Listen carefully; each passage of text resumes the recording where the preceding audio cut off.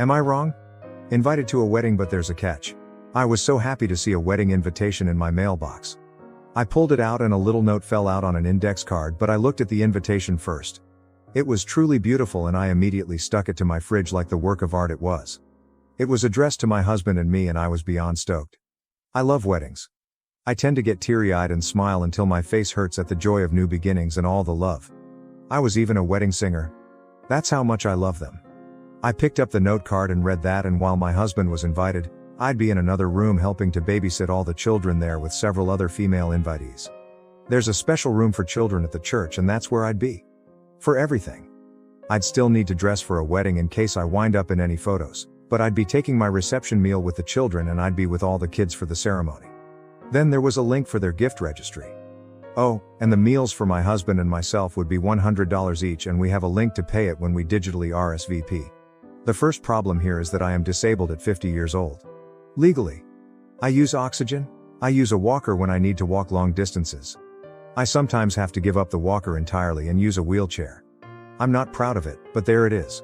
I could happily sit in a room and look at kids, but I'd be pretty useless to prevent a fall or stop a child from choking or anything else that would require me to move quickly. Second, my husband isn't the one who has been friends with these people since childhood. I am. Why would he be invited to watch the ceremony and be part of the reception but not me? My husband said he'd happily watch the kids and let me attend the wedding and reception, but the invitation specified that only other female invitees would be watching the kids, so I doubt they'd let him. Is this a normal thing at weddings now? Do you pick guests to babysit other guests' children? Should I call them up and explain my health situation even though they already know it and visit me during my multiple hospitalizations a year? I hate having to pull the health card, but honestly, what were they thinking? I confess that I feel offended and hurt that I'm nothing more than a babysitter to them who is expected to pay for my supper and babysit for free. Would I be wrong to simply tell them we won't be able to attend and to find another sitter? And if we don't go? Do we still send a gift? Update 1: I know these folks because my mom, RIP mom, and the bride's grandma were besties. So, I grew up with the bride's mom as an almost sister to me. We went to school together, graduated together, worked at the same place twice, and have been super close since. The bride is like a goddaughter. At least I thought she was. I'm gobsmacked here. The church where they are getting married is a Southern Baptist church. They aren't members. None of us are overly religious, they just liked the venue and booked it. I've never been inside, but it's lovely on the outside, and apparently, it has a childcare room that is big enough for a bunch of women and kids to hole up comfortably for a wedding and reception. We're all American. The groom's family is related to my family via marriage, and the bride and groom met at my house at a cookout a few years ago. I've always been way closer to the bride's family though. I knew that there had been a proposal. I got FaceTimed about 10 minutes after it happened, and my husband and I cried and laughed and wished them well and oohed and awed over their story and the ring. I was expecting an invitation, sure. But not like this. The last time I had lunch with the bride's mom, she told me they're inviting around 200 people, so it'll be a large wedding with, I'm assuming, a ton of children. No, I don't hate kids. I love kids. I would have loved to have kids of my own, but my body just wouldn't do it. It took 2 miscarriages and a stillbirth to finally make me accept that it wouldn't happen for us. We are in the process of adult adopting 2 young adults that we brought into our home when we found out they were kicked out and homeless at 18. They've lived with us for years and we're making it legal. They call us mom and pop and we're a family. I'm still considering my options. I've started and deleted multiple emails to the bride's mom. I'm a raw nerve right now and my tone isn't the kindest. I want to keep it all in writing so there can be no, he said. She said. I plan to ask if they incorrectly sent me the note about babysitting, since they know I physically cannot do that. But every inception of the email led with, WTF, Donna? So, I need to think about it some more. Thanks for all the comments. I'm reading them all. Update 2: I spoke to my friend, the mother of the bride, and I'm pretty upset. I've been bawling for most of the day. She called and said that they were getting a lot of backlash from the wedding guests. No one wants to pay $100 for dinner, and only 3 of the women asked were okay with babysitting. I told her I understood that the guests were upset because it's just tacky to 1, be asked to pay, and 2, be told you are invited but only to babysit. I told her I would not be a babysitter. At all.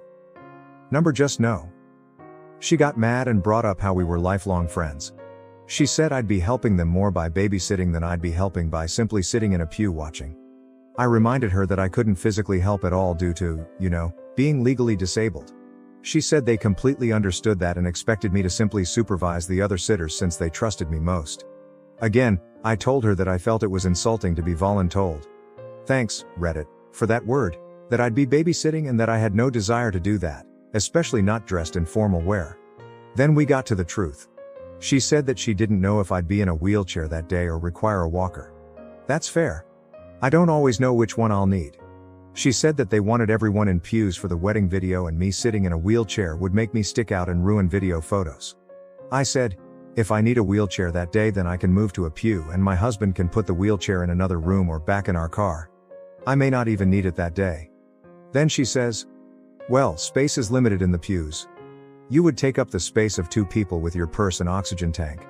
I said, no, I would not. I wouldn't bring a purse in and the oxygen tank either sits on my lap or between my feet. It's like a little backpack. Then she said, well, having you in oxygen in the photos would be distracting from the other people. And there you have it.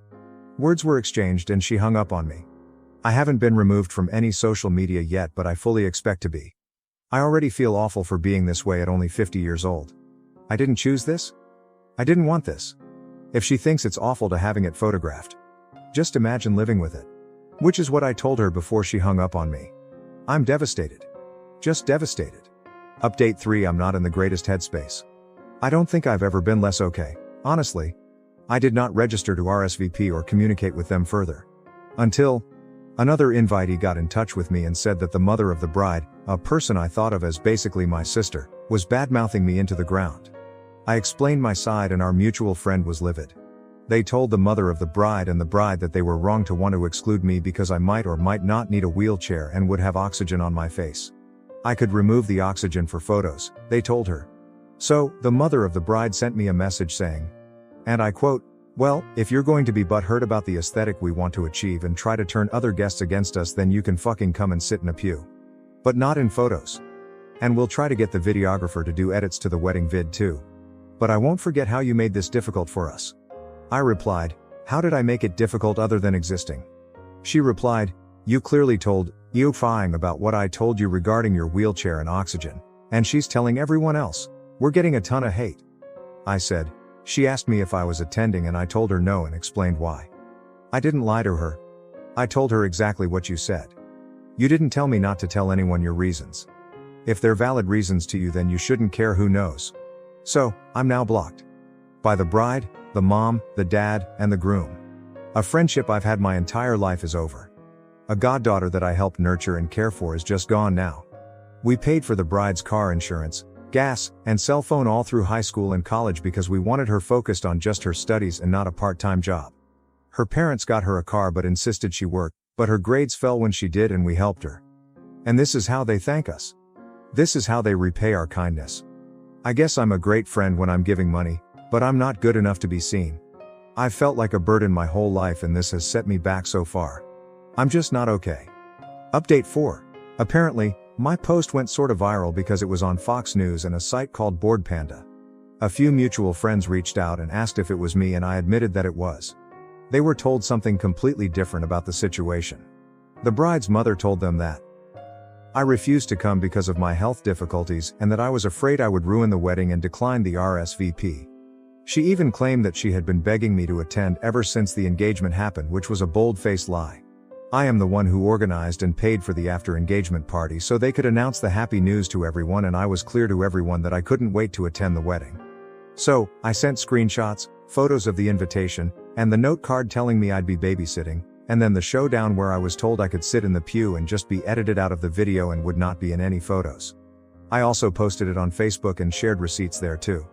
Well, World War III has officially commenced.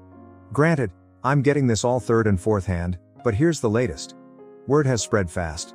Links to the news article have made it all over the place, and I've been told that the few ladies who had agreed to babysit have backed out and asked if there was something wrong with them that would make them not fit to sit in the pews or be in photos. And I think that's probably the case since 2 of them have unnatural hair coloring and the other has facial piercings. The church that was booked as the venue has been notified, and I'm hearing it's probably not going to happen there because the pastor's daughter is wheelchair bound after a car accident. He was going to officiate, but now he says he's conflicted about it and the message it would send. My ex-friend and the bride have blown up my husband's phone because I blocked them after this went public, They blocked me first on all of the social media spots, and he let it go on for a few days to see what they had to say. He has blocked them, but the bulk of it is that I'm jealous that I was never blessed with any children of my own, so that's why I'm ruining this for them. I'm hateful and vile and vindictive because I hate them for their clear health. I mentioned that the groom is related to me by marriage, right? That whole branch of the family tree has now divided itself, with some on my side and some on the bride's side. The groom hasn't contacted us at all, but his mother did and told me that I was wrong for sharing personal business and that I need to let the bride have her wedding how she wants it. I don't agree that I did anything wrong here. I can't help that I'm sick. They've made me feel like utter trash that should just be tossed into the landfill. I hurt. I literally ache because of this. So, hi Donna, my ex-best friend and practical sister. If you're reading this, you devastated me. I'm not okay. I don't know that I'll ever be okay again. I invested time and money into both you and your daughter. I gave you both a home when your marriage was messed up and never charged you rent or asked for help with groceries or utilities. For over a year, you lived in our home and we paid your way, so you are wrong to treat me this way. My oxygen mask and possible need for a wheelchair should be the last thing on either of your minds, because what matters most is that I, feeling as bad as I normally do, was still going to put on my best dress, make myself look presentable, plant a smile on my face through my pain, and show up for you like I always have. But I never, ever will again. If people noticed me in your photos at all, it would have been because I had the biggest and most proud of anyone there, and they'd see the love I had for you radiating off the image.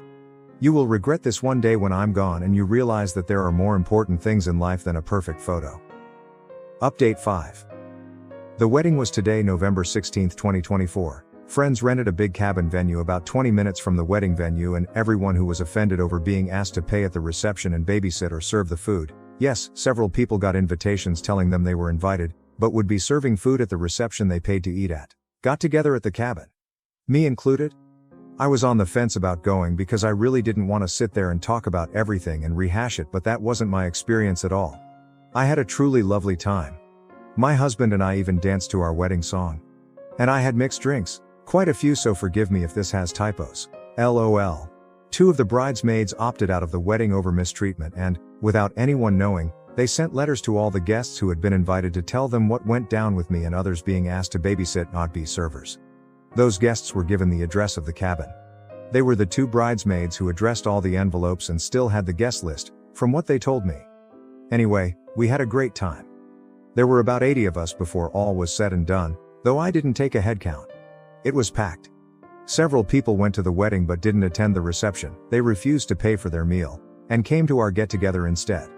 Including the 2 bridesmaids who told me all about what I was being called, and the story of how I was trying to ruin their wedding because I was jealous of their good health. The bridesmaids who backed out of the wedding due to bridezilla behavior were posting a ton of pics of all of us dancing and eating. We all chipped in weeks ago for catering and booze, and was seen by my ex-bestie because she unblocked me. I unblocked her weeks ago in the hope that she'd come around, much as I'm loath to admit it, and called me to tell me off again. I told her I didn't plan the alternate reception, but I was invited and came because they didn't care about my health or me ruining any photos, just me having a good time. Apparently, the wedding was ruined because of me. They had invited hundreds of people and the church wasn't even halfway full. And the reception had less than 30 people, so that's $3,000 the guests paid. When the food and liquor cost around $15,000, and it's my fault they're eating that cost now. They likened me to the Antichrist and the devil and claimed I had to be possessed to do this to a young girl and the groom, when he's a member of my family. I said, I didn't do anything. I told the truth, and if the truth hurts you, then maybe you were wrong to do it. Did you consider that? She hung up on me and started calling others and demanding the address so they could come to the actual reception. No one gave it to her. I just got home at 11 p.m. It was a great day. I laughed. I even felt up to dancing a little. I had good news.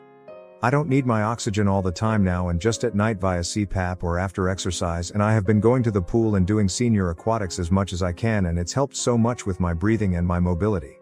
I can walk around the whole grocery store now without needing to sit down on my walker. I still use the walker for long periods due to dizziness from Meniere's disease, but I think I'm doing better. At least, I'm trying.